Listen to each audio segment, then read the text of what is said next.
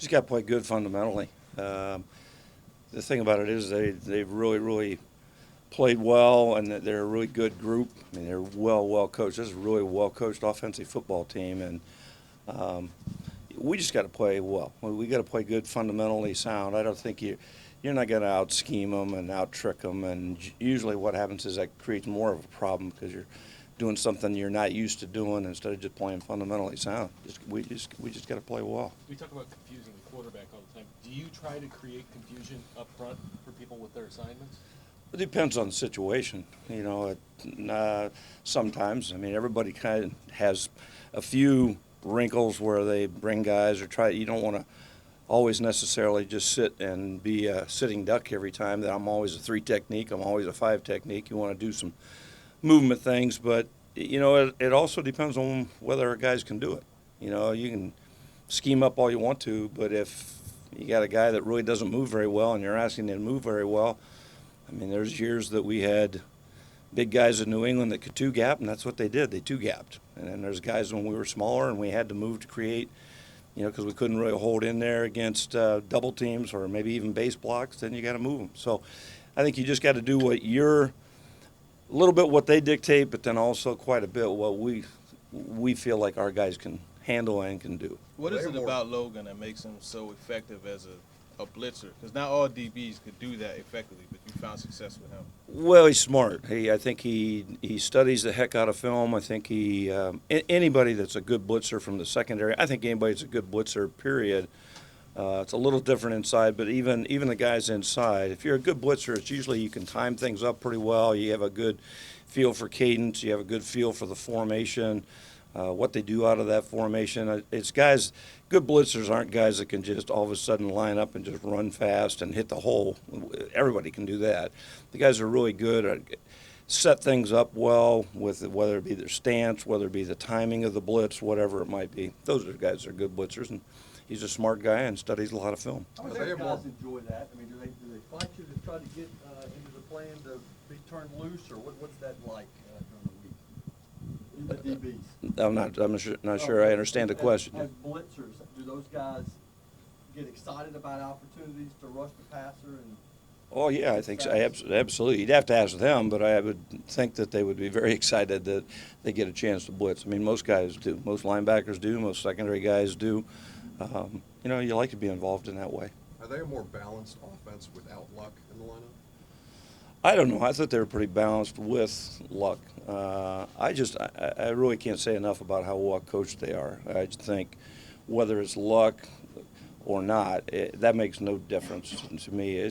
They really do a great job of getting angles on people, doing things to formation to get good blocking angles, and they run so many different types of running plays. I mean, this is not a vanilla team. I mean, you talk about all the passing teams that are around the league and all the different formations and motions and routes and stuff that they run. Well, to me, it's kind of the opposite effect with the Colts. They can do all that stuff, but it's in the running game, and so it's a handful. Are there limits to how much you can do disguise-wise, or is there always something week to week that you can do that way to buy yourself an advantage? The easiest answer for that is just you can always disguise, but you can never allow the disguise to ever not allow you to do your job. It's great to disguise. Yeah, that looks pretty and that looks nice and all that kind of stuff. But if it prevents you from doing your job, the bottom line is where do you have to be to do your job? If you can disguise and do it, that's great. If you can't, you can't. I mean, I've seen a lot of great defenses over the years that just line up in cover 3 and look like cover 3. And guys, when Tampa was rolling way back when and Tampa 2 was coming in, they lined up in Tampa 2 and they played Tampa 2. And the front 4 took care of business. So I think it's all the disguise things, all well and good as long as it allows you still to do your job. And certain quarterbacks, it doesn't matter, or it matters a lot less what it is at the snap. They can recognize Tom Brady, for instance. Yeah, I mean, it's just, and there's different disguises for different types of quarterbacks too. You got to know who you're playing, and you know when it was Manning and Brady and those guys, it's one thing. When it's maybe a younger guy or a rookie type guy that hadn't seen a lot of the stuff, that's something different too. So Yeah, it depends every week. And some weeks we say, that guy's usually when you play Brady, it's just different. I always look at him as he's got the chalk last. Is it different preparing for Brissett as opposed to Luck? No, you're preparing him for the offense. I don't think this guy's got cannon for an arm.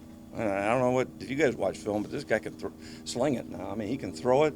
But the bottom line is they can run the ball, and they just do so many things. I don't really think, no disrespect to Andrew, but I just think that this is we're playing this offense, not the quarterback.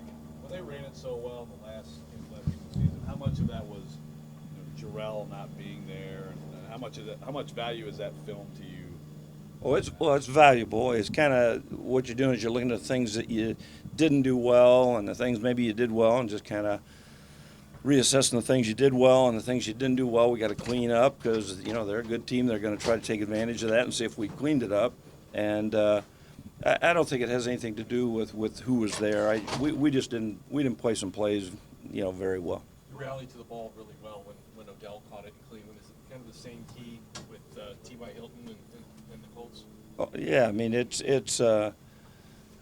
unique. You got two 13s back to back like that, but yeah, I mean he's a dynamic receiver. He's if not the best in the league, one of the best in the league, and he's a guy that can take the top off the defense. He can run every route.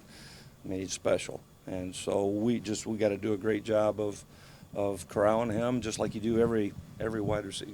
Every team's a great wide receiver.